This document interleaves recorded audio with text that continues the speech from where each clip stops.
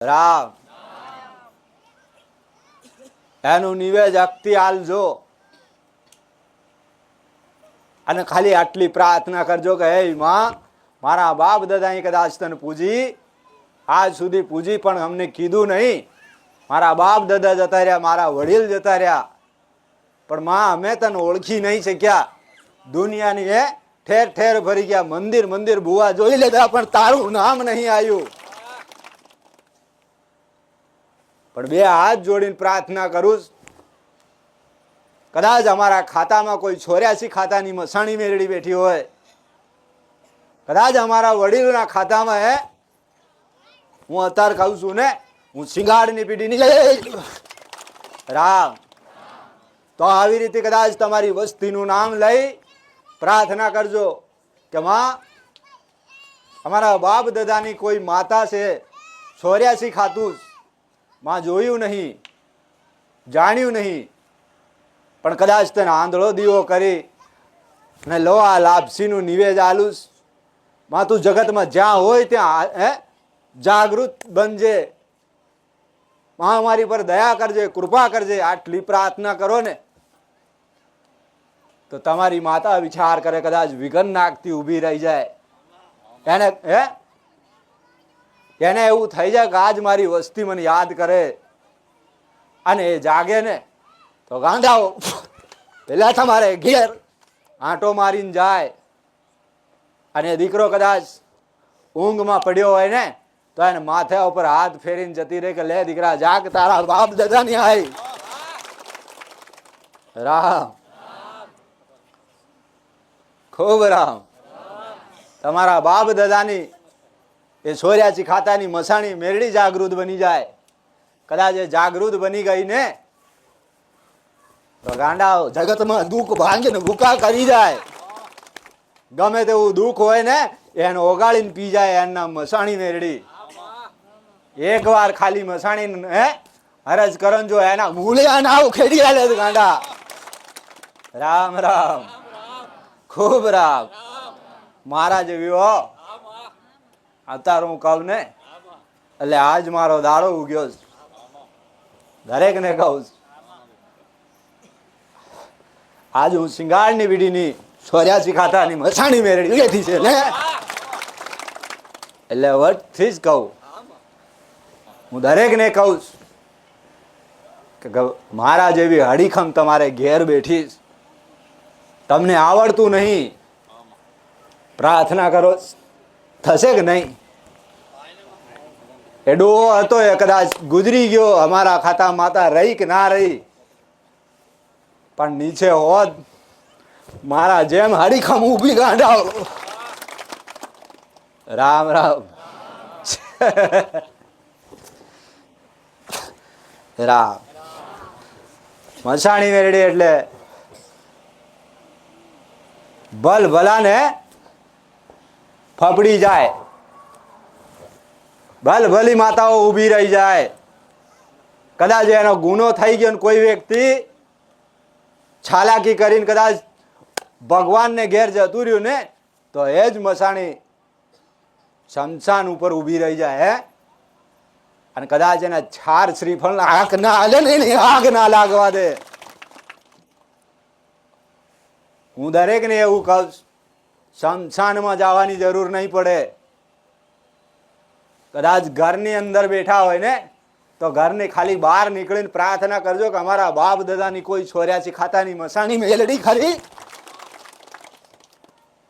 લો આ ટાઈમ આલુસ, આજ સૌદેશ છે ને, આ કાળી સૌદેથી મોટી સૌદે સુધી કદાચ માં તું ઈચ્છાઓ ના કરે ગાંડા તને પૂજવી નકામી પડે.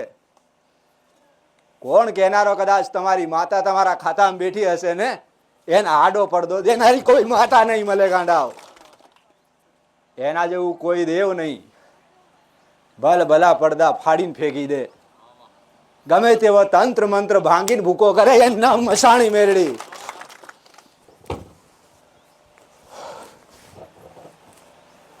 કોણ કહે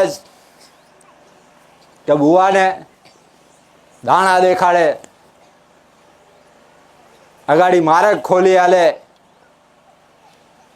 અને રસ્તો કાઢી આલે ને તો ઝાપડી માતા, ઝાપડી કદાચ તમારી ગામ ટોળાની માતાને ઝાલી રાખે, અને એ ગામ ટોળાની માતા કદાચ બીજા ગામની કોઈ વસ્તી આવે ને એને ઝાલ લે.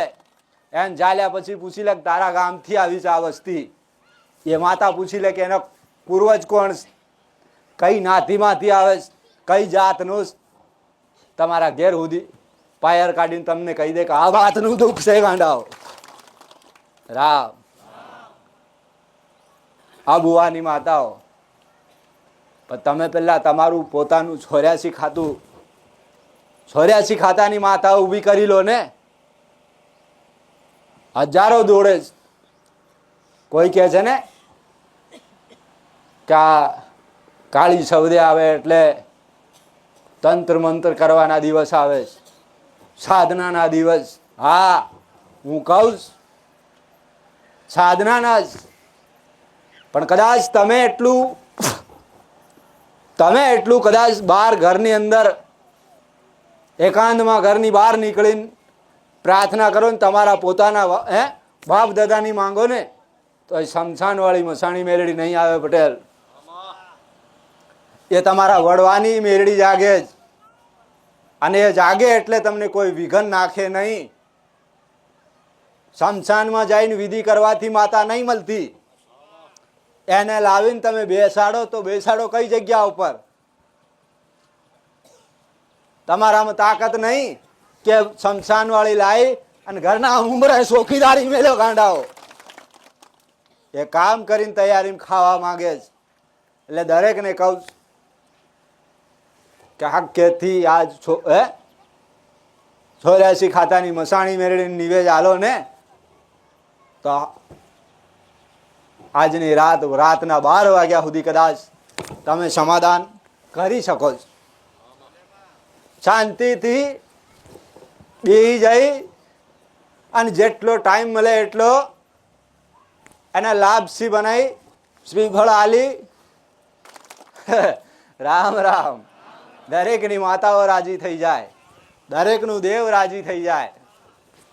પણ આ બધું કરવું પડે. કોઈ કરી નહીં હાલે. તમે અંદરથી કદાચ એવી પ્રાર્થના કરો કે માં આવડતું નહીં, હું જાણતો નહીં, પણ કદાચ તારા નામ તું થોડું પ્રવચન સાંભળ્યું માં અને હું એના અંદાજથી કરું છું ને તો એ તમારી માતા રાજી થઈ જાય ગાંડા. જરૂરી નહીં ફલાણો ભાઈ કરી આલશે કે ફલાણો ભૂવો કરી આલશે કે ફલાણી માતાજી કરી આલશે. તમે જાતે કરજો અને જાતે હાકાલીને જાતે નિવેદ આલજો. તમારી માતાઓ રાજી થઈ જાય, તમારું દેવ રાજી થઈ જાય. આ દરેકને કહું. આજ સુધી કદાચ હાક હાલ્યા ના હાલ્યા પણ આ શબ્દથી લઈ અને મોટી શબ્દ સુધી કદાચ તમે હાલો ને ગાંડાઓ, તમારી માતાઓ રાજી રહે, તમારું દેવ રાજી રહે. ધૂણવા વાળાને ખાસ ધ્યાન રાખજો. કદાચ ધૂણીને એમ તમારી માતા ના આવીને કહી દીધું કોક નડવા વાળા દેવી ગાંડાઓ પૂરું ના થાય ને તમારી માતાને કોઈ ઠપકો મારશે. એટલે દરેકને કહું કે વિચારીને સમાધાન કરજો. એની અંદર જેટલા 5 દેવ 84 ખાતામાં મસાણી મેરડી જોડે ઊભા રહેશે ને તો આ 5 દેવનું ખાવાનું ફાઇનલ આલજો. અલગ અલગ દરેકનું નામ લઈને અત્યારે બોલે છે ને. પૂછી જોજો કોક વડીલ કદાચ કોકનું હાલે છે ને 12 મહિને હક જાતનું પરજાતનું ગામનું સીમનું બધાનું કરીને હાલે છે કે નહીં? હાલે છે ને. તો આવી રીતે 4 નહીં 5 દેવ ઊભા હશે ને આ ફલાણાનું આનું આમ કરીને કદાચ હાલજો ને ગાંડાઓ. તમારી માતાઓ રાજી રહે, તમારું દેવ રાજી રહે. ધરતીના ધણીને પેલા શ્રીફળ હાલજો.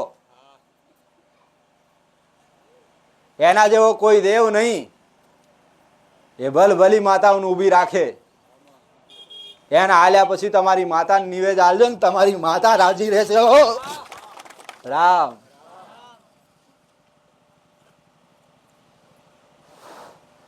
દુઃખ એની વાત ના પડે જ, દુઃખ એની વાત ના પડે જ કંઈક ના પાળ્યા ડટાઈ ગયા, કંઈકની માતાઓ ખોવાઈ ગઈ. અને આ જે વસ્તી કદાચ મોઢા સામે લોહી પડતું હોય ને તો કાળો ધાબળો મસાણી મેલડી કાંડા કોક વ્યક્તિને કદાચ દબાઈ દબાઈને મારી મારીને રીબાઈને જતા રહ્યા. કોક લખવાતા પીડાયા, કોક કેન્સરતા પીડાયા, કોક વ્યક્તિ કદાચ દમ છાલીને મરી ગયા ને ગાંડા. આજ એની વસ્તી ઓળખવા રાજી નહીં. આજ એની વસ્તી નતો પતો નહીં કે અમને કોઈ માતા નડીશ, કયા ખાતાનું દેવ નડેશ. ગાંડી વસ્તી કદાચ જીવ આલી મહારાજને રીઝવી નાખ્યો એ જગ્યાના ધરતીના ધણીને. કદાચ એ ખીજાયો ને તો વધારે તમને દુઃખ પડ્યા, અને દુઃખ પડ્યા એટલે ભોગવતા ભગવાનને ઘેર જતા રહ્યા. પણ માણસ બચ્યું નહીં. હું દરેકને કહું કે મહારાજ ધરતીનો નાથ કહેવાય, ધરતીનો ધણી કહેવાય ને. એનું પહેલું થાય, પછી આ તમારી 84 ખાતાની માતાનું થાય. એમનું એમ કોઈ દેવ સમાધાન નહીં થાય. હો રામ, આટલું ફીટ કરી લેજો. હું એવું કહું કે તમે શું જાણવા આયા જ બધા? પટેલ, તમે દુઃખ મટાડવા આયા કે તમારા દેવનું જાણવા આયા? આટલી કૃપા કરજે કે મારા ઘરના ઉંબરે દુઃખ ના આવવા દેતી ગાંડી. કદાચમાં હું તારી ભક્તિ કરું, હું કોક જોડે જોડાવા જાઉં, દુનિયા મને મેણા મારે. કદાચ કાળકા જેવી તમારે ઘેર ઉંબરા ઊભી હશે ને, અને કોક એવું કહી દે કે તમારા તમારી કુળદેવી સામુંડ, તો પેલી આમ કરીને જોઈ રે, જો તો ખરી. એ ભુવાન કહી દે સોનમની તારું કામ કરને, કે મારી નજર ખરાબ.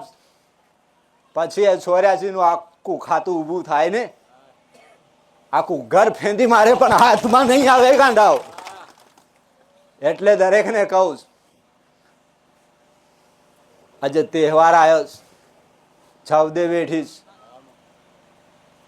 આજની રાત દરેક માતા જાગી જાય, દરેક હક લેવા ઊભી થાય. અને કદાચ છેલ્લામાં છેલ્લું મસાણી મેરડીનું મોટી સૌદે સુધી આવ્યું હશે ને પટેલ, તોય રાજી રહેશે. હો, દુનિયા દોડવાની જરૂર નહીં પડે, કોકને પૂછવાની જરૂર નહીં પડે. અંદરથી ખાલી ખોળીને કાઢ નહીં ગાંડાઓ. તમારા હૃદયમાં બેઠીશ, તમારી માનું નામ લો ને કદાચ તમારા હાથના રૂવાટા ઉભા નહીં કરી આલે ગાંડા. આવું બધું તમે વિચારો, તમે જાણો. માં તારા જોડે આયા, તારા શરણમાં તું કે કરવા. હા, હું કહી દઉં કે લે મારી સેવા કરજે કાયમ માટે. તમારી માતા શું કરશે? મારી સેવા તમે કરી શકો ખરા? કરો કે નહીં? ઘેર લઈ જઈને દીવાબત્તી આરતી થાય તમારાથી? તમારી માતાઓ કઈ રહેશે? એને પૂજવા લાયક જોઈએ કે નહીં એની વસ્તી?